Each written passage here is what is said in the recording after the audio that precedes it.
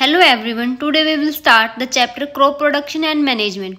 Food is the most vital source of energy for all organism. As we all know that food कितना important होता है सभी organisms के लिए, कोई भी काम करने के लिए यानी वर्क करने के लिए या फिर एनर्जी के लिए.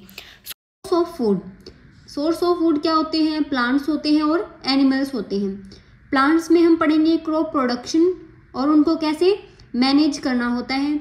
एनिमल में पढ़ेंगे हम एनिमल हस्बेंड्री के बारे में, जिसमें हम यही पढ़ेंगे कैसे हम एनिमल्स की केयर करनी चाहिए, कैसे उनको मैनेज करके रखना चाहिए.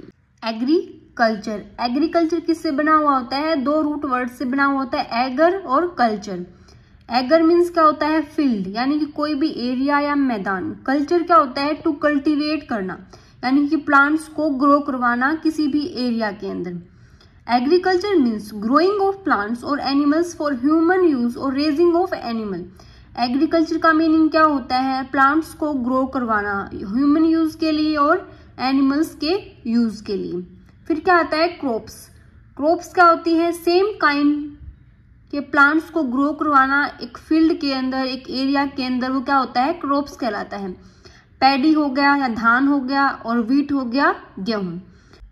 हॉर्टिकल्चर भी टू मेन रूट वर्ड से बना होता है, गार्डन और कल्टीवेशन.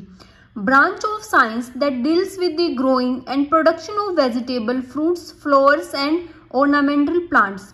यानी वेजिटेबल्स को ग्रो करवाना, फ्रूट्स को ग्रो करवाना, फ्लावर्स को, इन्हीं सबको हम क्या कहते हैं? हॉर्टिकल्चर कहते हैं. फिर उसके बाद पढ़ेंगे हम classification of crops.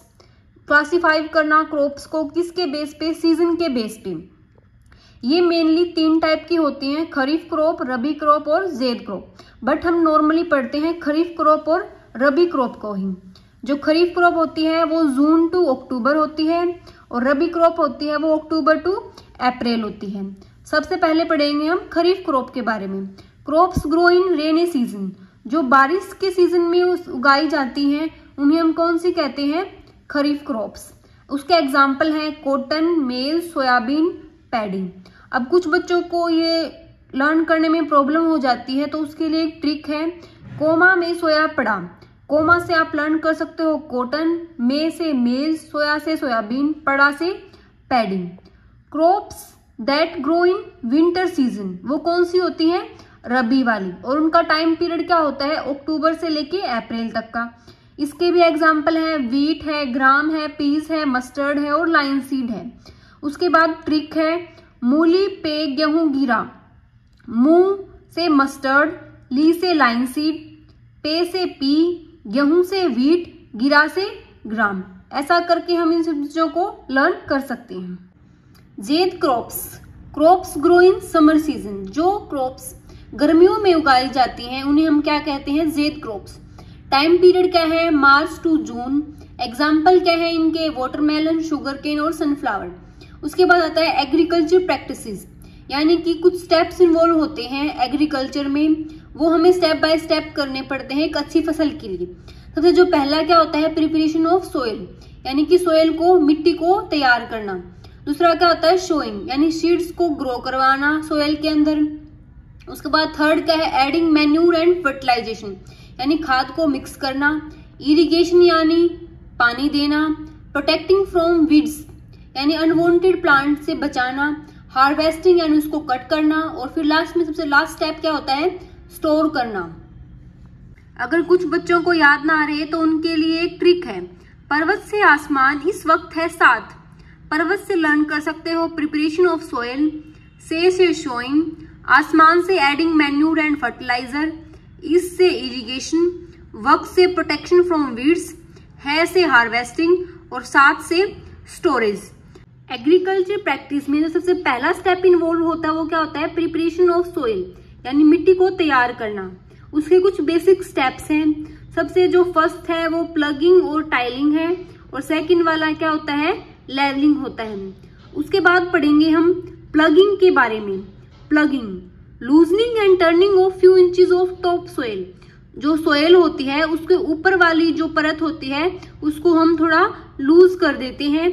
If soil is dry, अगर वो बहुत ज्यादा ड्राई है, it may need watering before plugging. तो प्लगिंग से पहले हमें उसको क्या करना पड़ेगा? पानी देना पड़ेगा. हमने प्लगिंग की डेफिनेशन तो देख ली, अब हम पढ़ेंगे व्हाई वी नीड प्लगिंग, हमें प्लगिंग की जरूरत क्यों पड़ती है। It help in loosening of soil, वो क्या कर देता है, लूज कर देता है सोइल को, तो अच्छे से वो होल्ड कर पाती है वाटर को भी और एयर को। और लूज सोइल होगी वो किस चीज में हेल्प करेगी, ग्रोथ करवाएगी अर्थवॉर्म्स की, माइक्रोब्स की, जो क्या होते हैं सोइल के लिए बहुत रिच न्यूट्रिशंस होते हैं। Easy to mix fertiliser, loose soil के अंदर जो हम खाद डालते हैं, फर्टिलाइजर डालते हैं और मैन्यूर डालते हैं, वो इजिली मिक्स हो जाता है। सबसे पहले हम पढ़ेंगे plug, used in ancient times, ये यूज होता था पुराने टाइम में फॉर टाइलिंग और प्लगिंग के लिए। एडिंग फर्टिलाइजर टू सोयल, या फिर फर्टिलाइजर ऐड करने के लिए। रिमूविंग वीड्स, यानी अनवांटेड प्लांट्स को रिमूव करने के लिए। और turning the soil. Plug is made up of wood and drawn by pair of bulls, ये किससे बना हुआ था, वुड से यानी लकड़ी से, और ये किससे चलाया जाता था, पेयर ऑफ बुल्स से।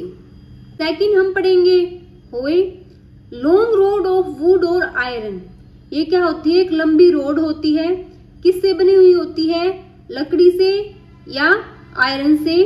Strong iron bent plate is fix to the one of its ends, उसके एक एंड पे क्या होती है, एक प्लेट बनी हुई होती है।